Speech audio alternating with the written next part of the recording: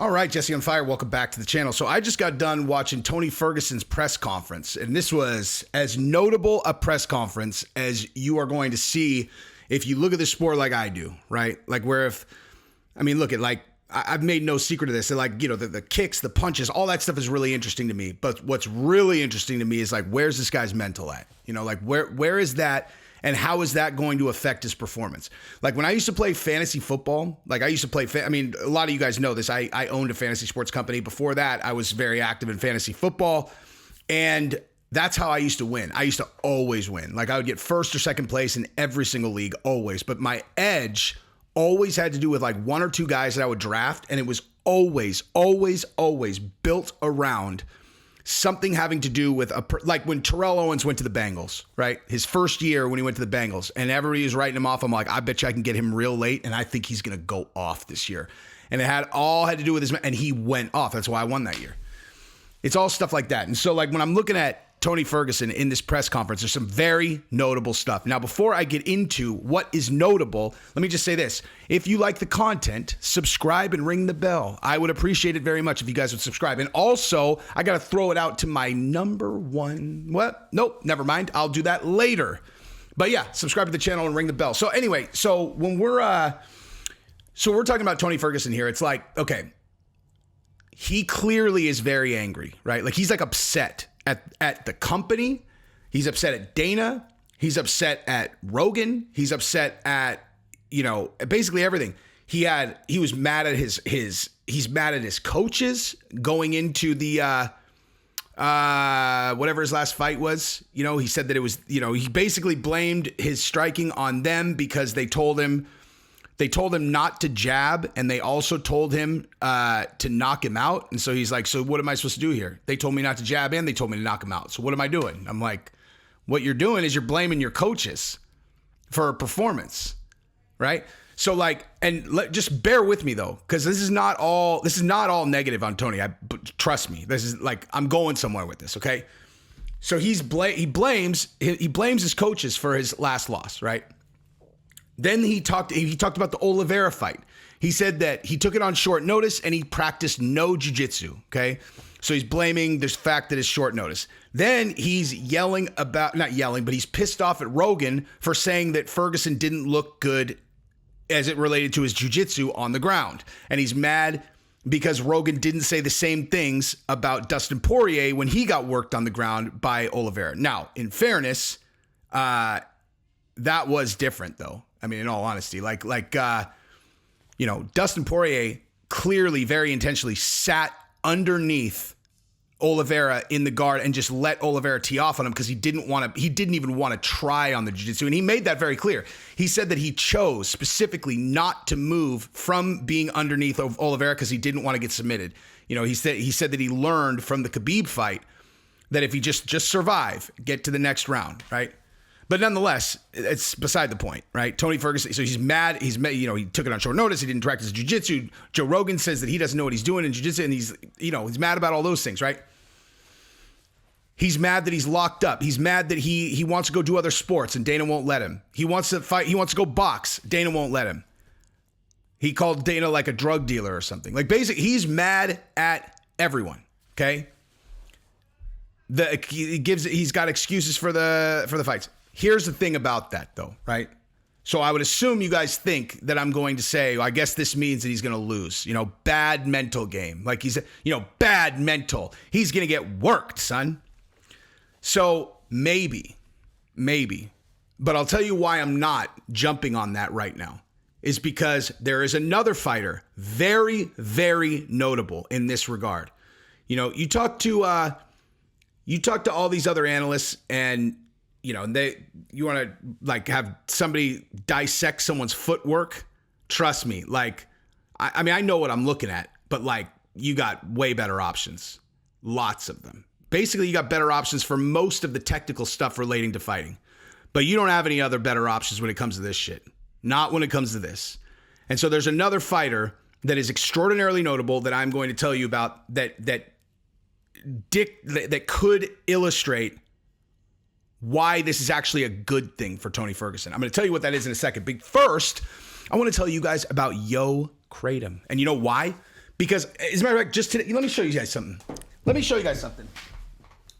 So Yo Kratom, if you guys are Kratom users, is the bomb. You get $60 kilograms. I bet you didn't know that, did you? $60.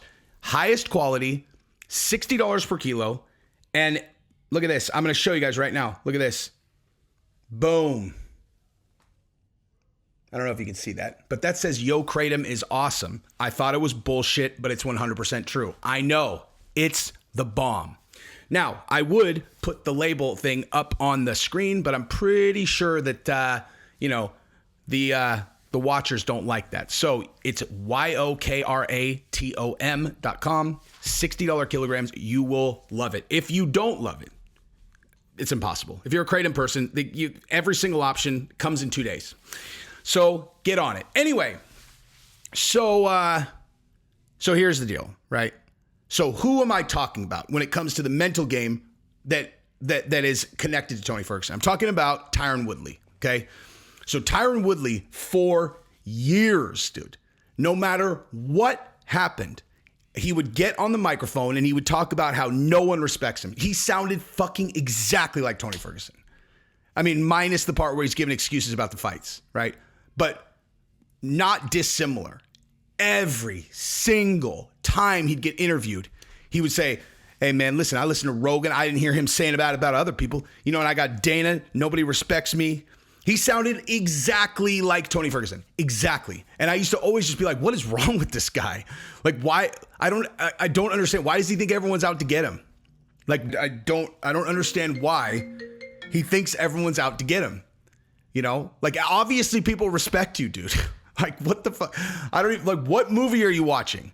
It just felt ridiculous. Like, it honestly felt like it was a ridiculous take all the time. Kind of how I felt watching Tony Ferguson. I'm like, this is a ridiculous take. No, not except for one thing, and I'll talk about that in a second. But I'm going to start here on this video about his mental game, right? And Tyron Woodley would then go out and starch guys, or at the very least, he would win. Right. And he looked awesome all the time. And he would always just be like, no one respects me. No one respects me. No one respects me. Right. So and then the first time that I heard him sound kind of comfortable that he's finally getting the respect that he deserves, he got smoked by Usman.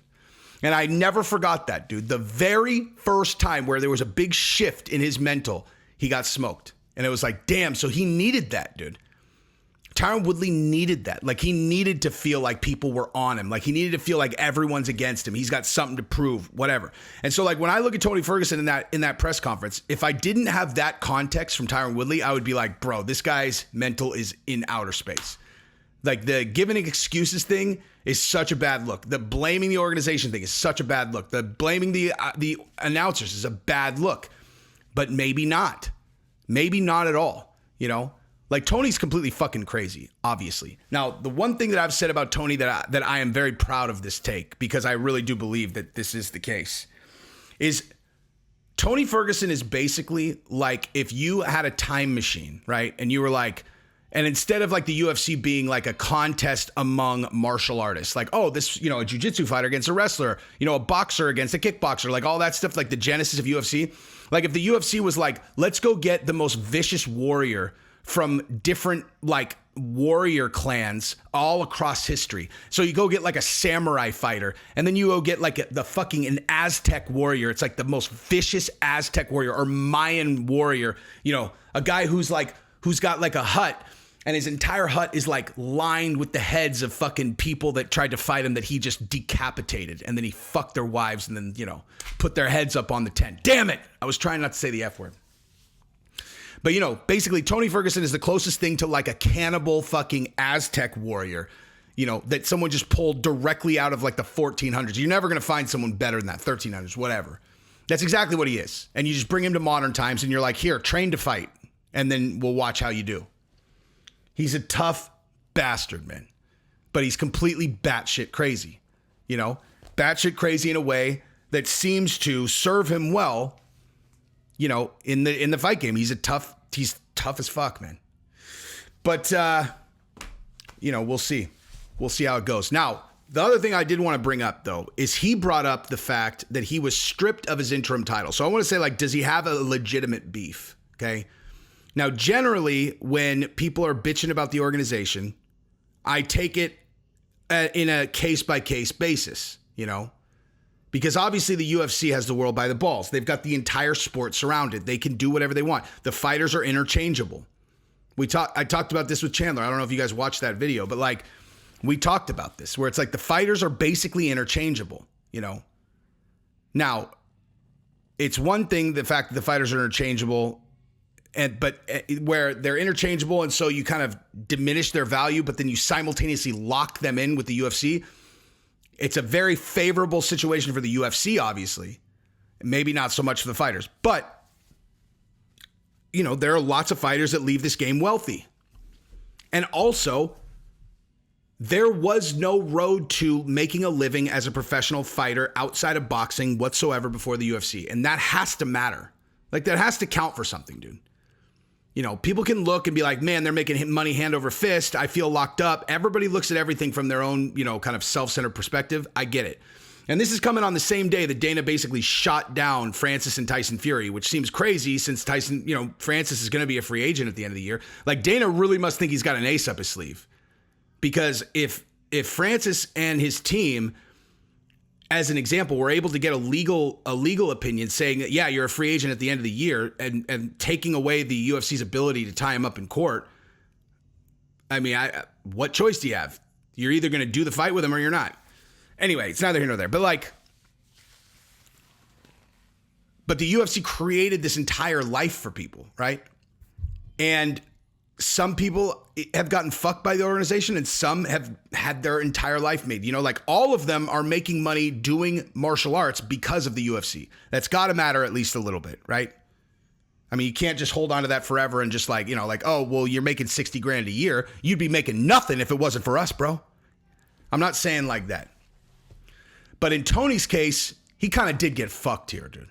Like, I'm serious. Like, and you guys know, I never, ever harp on the UFC. Not really, dude. I am more than fair to the organization because I look at it as a business owner. But just I'm talking about, and I'm not even saying that the UFC fucked him, but I'm just saying he got fucked. And I mean that in that, like, he won the interim title, okay? He had the interim title. Now, everybody knows the interim title is not the same as the real title, right? You win an interim title, it just means you're going to get a piece of the back end when you fight the real champion, right? And it's not as stable as the regular championship, right? Like, if you're the champion and you get injured, when you come back, you're the fucking champion. If you're the interim champion and something happens where you can't fight, you know, the ship moves on without you, dude. The interim title is only the interim title if you're going to fight for the title next. And then if something happens with the champion, then maybe you slide into the real champion's role, right? But the interim title it's mandated that you fight for the title next. So if you get injured for 2 years, you're going to lose the fucking title. And Colby, if you're going to hold out, you're going to lose the title. I mean, that's just like, this is how this goes. You don't, like, the interim title, you do not have leverage, you know? But Tony had the interim title, and then at a fucking press conference, he tripped over a cable and he tore the bone off his knee, or tore the ligament off his bone in his knees, and he got the fucking title taken away from him. He lost an enormous fight, and he lost the chance for his one big ass payday. And he said, I should have sued. Guess what? If he would have sued, he would have gotten paid, dog. And I'm not saying one way or the other whether he should have. I'm saying he tripped over a cable, you guys. He tripped over a cable, okay? Like, I don't know what movie you guys have been watching, which is like America and lawsuits, but if you trip over a fucking cable in a workplace and you tear the fucking ligament off your bone, guess what, dude? When you go to court, you get fucking paid, son. Okay? You get paid. I had a situation where I had carbon monoxide going up into my ceiling, okay? And I had been getting headaches. All I did is when we found out, I went to the insurance company and threatened to sue, and they wrote me a check for 50 grand. You know, all I said was like, I've been getting headaches, and here, like, I had already gone to the doctor. I'd actually gotten, I mean, you know, way it worked out. I had actually gotten like I'd done like a brain scan because I couldn't fucking, because I was like, dude, I'm getting these insane headaches. I can't fucking explain it. And then when we found out there was a filter, or like, you know, like where our air conditioning, it was supposed to be filtering out. It was filtering into our ceiling. And so like there was carbon monoxide in the ceiling. And so I was like, and I called my doctor. I'm like, could that have been causing the headaches? He's like, fuck, of course. So I reached out to the insurance company before we even did anything. They just literally, like, I mean, the guy wasn't a very good negotiator. But I got 50 grand just like, I mean, imagine you're at work, you trip over a fucking loose cable. You know, I mean, they could have argued with him on why are you wearing sunglasses inside? But dude, he would have gotten paid, dude. He didn't sue him. But he lost the fucking interim belt also, which is crazy. Like, I mean, it's not crazy. It is what it is. The interim belt, you need to fight for the title next. If you're injured, you get it taken away. That's the way it is. But he got fucked. I mean, Tony went on one of the craziest runs of all time, and he never got that big fight, which sucks, man. Especially because, like, if you look at, I mean, I'm not rooting for Tony in this fight because Chandler's my boy, but like, I'm rooting for Tony in life, you know? And if you look at people and you're like, wait, man, hey, who are these, who's going to transition really easily into their post-fighting life, you know? Like if you were going to bet on people to kind of cruise into post-fight life and not kind of park their car on the train tracks and shit, or just have a really fucking hard time, right? Like most fighters have a very hard time unless they have other things. Like Daniel Cormier, he's a coach, he's a commentator, he's doing all these things. Khabib is a coach. Like they have things to go into. If they don't have that, dude, like I'm not bullish on Tony post-fight career, you know? And I don't mean that as an insult. Like I'm just saying, like, I don't know. I don't even know what my point with that was. But the bottom line is he got fucked. He didn't get paid where he should have. But also, I don't know. We'll see how it goes, you know. But he definitely has a mindset of everyone fucked me, you know. And we'll see if that works out for him. Anyway, that's what I got.